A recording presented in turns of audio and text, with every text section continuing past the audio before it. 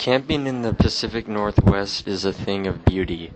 Some might say it's the only thing that makes the world picturesque. Whether it's in the dead of winter or early spring, there is always an activity to partake in. The wilderness has taken a lot of lives since man's origin. John Turner thought he was higher than the gods. Being raised in Oregon, Jack loved the outdoors. He couldn't wait to go fishing, hiking, or hunting after work.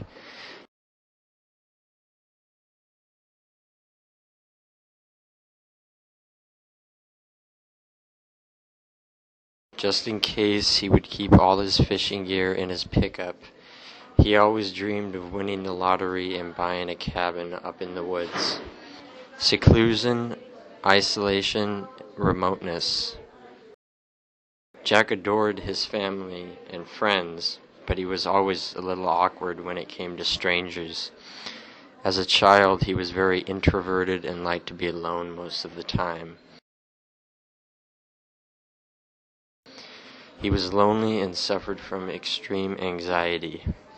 Being a writer fit his personality perfectly. It was a quiet and peaceful profession. Flexible hours and the isolation were the best benefits for Jack. It enabled Jack to recreate whenever he pleased. November 12th, 1995. Jack was going hunting for his birthday. He hated his birthday because he had to be around so many different people. His only excuse was he wanted to clear his mind of worry. The forecast showed that it would be a gorgeous day for outdoor recreation. He had everything he would need for the trip. Rifles, check. Ammo, check. Food, check. Beer, check.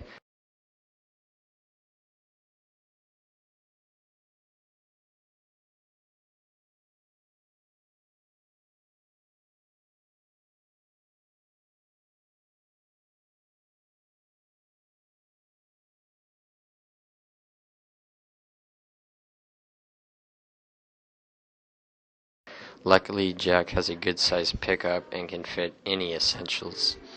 Jack took pride in his pickup. His two loves were the great outdoors and his pickup. It was getting late and Jack wanted to get up bright and early to seize the day. He set his alarm to 5:30 a.m. It was sort of sacrilegious for Jack to get up early in the morning. He loved the cool, crisp air blowing through his long blonde hair. The fog that hovered over the trees looked unreal. This was very sentimental to Jack.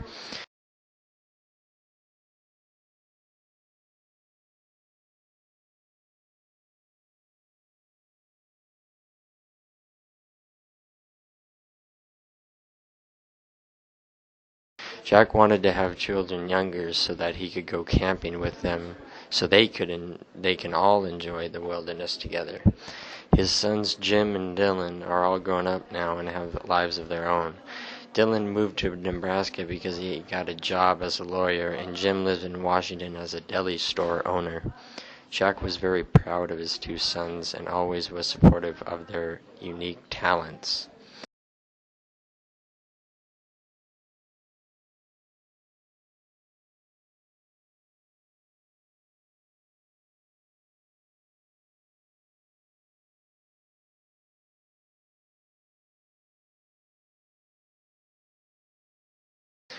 Beep, beep, beep. As Jack rolls over in his bed, he realizes it's 5:30 on the dot. Jack's life consisted of routine. Every day he took a shower, got dressed, ate breakfast, and brushed his teeth in that order. Today, his birthday, was like any other day. He woke up, took his 15-minute shower, put on his flannel clothing, ate 2 flapjacks with strawberry syrup, and brushed his pearly whites.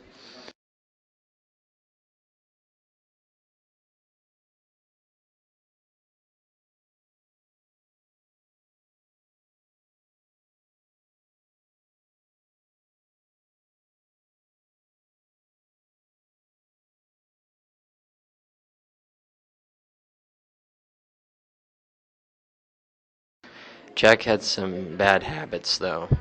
He had a terrible nicotine addiction.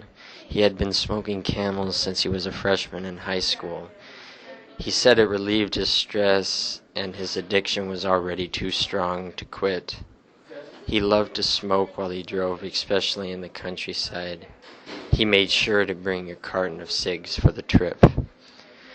The drive was beautiful. The air, view, and serenity could put someone into tears. Today was almost made for hunting. Jack had a knack for hunting and had a strong passion for it. When Jack has free time, he usually would fill it with fishing, hiking, hunting, etc. Being a rider made him able to do this. Family is very important to Jack. He enjoyed hunting alone so he could have peace and quiet. His wife knew he needed his alone time. She never made him uncomfortable or feel anxious, not even once. He loved her for her wonderful qualities. Jack arrived at the hunting grounds with vigorous energy. It was as if he had taken a shot of adrenaline right to his vein. He put all his gear on, grabbed the guns, and started off on the dusty trail. The journey was just as important as the destination to Jack. As Jack got deeper into the woods, he started to realize that it was a little too quiet.